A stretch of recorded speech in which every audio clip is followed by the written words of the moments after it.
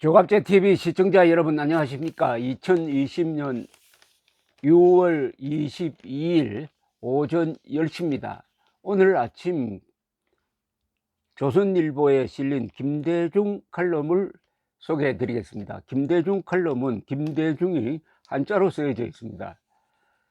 이분이 한자 한글 혼용을 원하는 분입니다. 그리고 우리나라에서 가장 오랫동안 정치를 관찰한 기자라고 하겠습니다.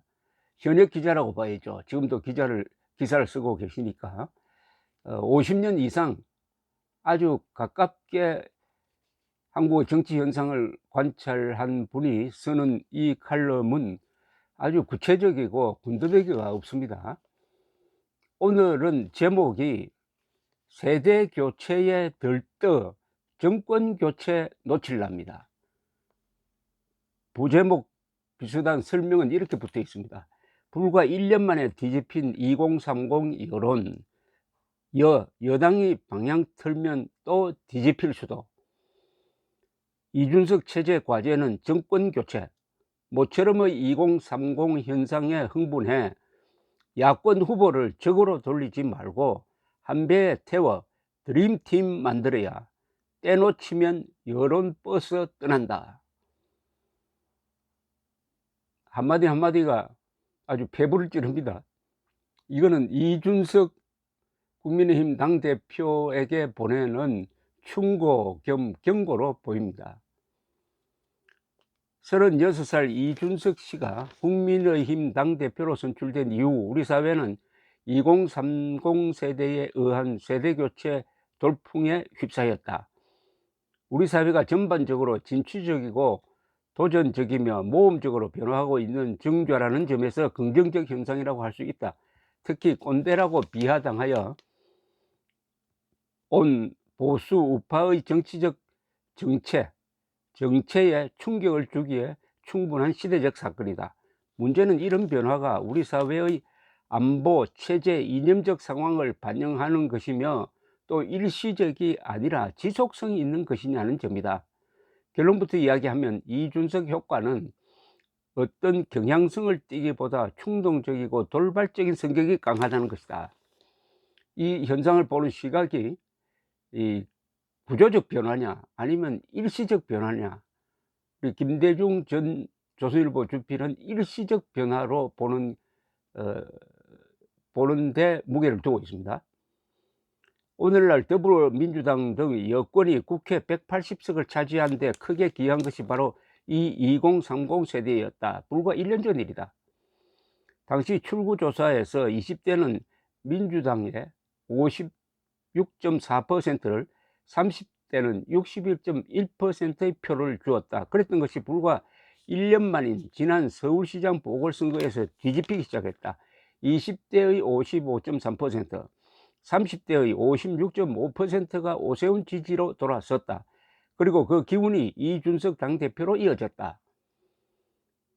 그 1년 사이에 무엇이 있었는가? 무엇이 이런 뒤집힌 현상을 가져왔는가? 조국 사태는 그때도 있었고 직권 세력의 내로남불은 이미 오래전부터 있었다. 문재인 대통령의 절망스러운 나라 운영도 이미 공유된 상태였다. 독재, 불공정, 부정, 거짓에 실망하고 분노한 점도 있지만 더 크게 작용한 것은 집권 세력이 그 세대의 이해관계를 보란듯이 무시한 점이라는 해석이다. 결국 많은 전문가는 LH 사건과 젊은 층의 주거절망 같은 2030 세대의 직접적 관심사와 그들의 정당한 삶의 욕구를 외면한 집권층의 건방짐이 그들이 방향을 틀게 만든 요인이라고 지목한다. 이런 분석은 불만과 분노를 어루만지는 정책이 부각되면 2030은 어느 쪽이든 그쪽으로 움직일 수도 있다는 것을 시사한다. 이준석 효과에 정신이 번쩍 든 여당은 송영길 대표 체제에서 조금씩 방향을 틀 기미를 보이고 있다. 문바들의 반대가 집요하겠지만은 정권 유지라는 절체절명 상황에서 권력만큼 매력 있는 것이 또 있겠는가? 눈치껏 2030에게 아부하는 기회주의는 언제나 가능하다. 애당초 여론이라는 것은 실체가 없다. 봄바람 꽃잎 같고 가을바람 낙엽 같은 것이 여론이다. 그것은 현상이지 정체가 아니다. 보수 우파로서는 언제 변할지 모르는 바람 같은 현상을 되도록 오래 붙들어 그것을 독재 좌파 정권 타도에 이용하는 전략이 중요하다. 그것은 이번 현상의 역점을 세대교체에 두지 말고 정권교체에 접목하는 것을 의미한다. 보수 우파 진영이 모처럼 나타난 2030 현상에 심취한 나머지 세대교체에 안주하여 정권교체 시기와 모멘텀을 놓치면 여론의 시계추는 가차없이 되돌아간다는 사실에 유의해야 한다. 이준석 체제가 해야 할 절체절명의 과제는 정권교체다. 세대교체를 정권교체를 위한 준비 단계로 삼아야 한다. 모처럼 일어난 현상에 붕 떠서 이 말 저 말 쏟아내고 할 말 안 할 말 가리지 않는 흥분에 오래 머물지 않기를 바란다. 이분이 이 우선순위를 분명히 했습니다.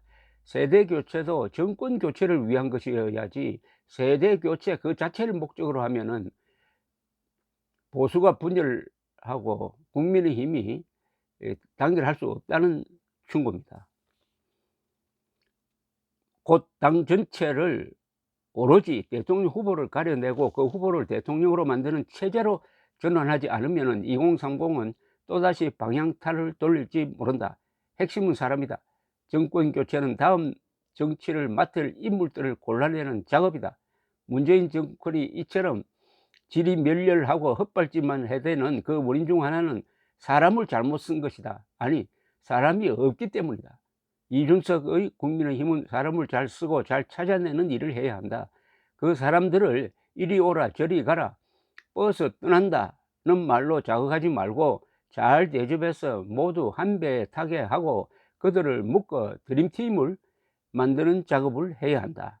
지금 거론되는 사람들을 서로 적으로 만들지 않고 대통령, 총리, 장관 등 섀도우 캐비넷으로 엮어 국민 앞에 제시하는 작업을 해야 한다.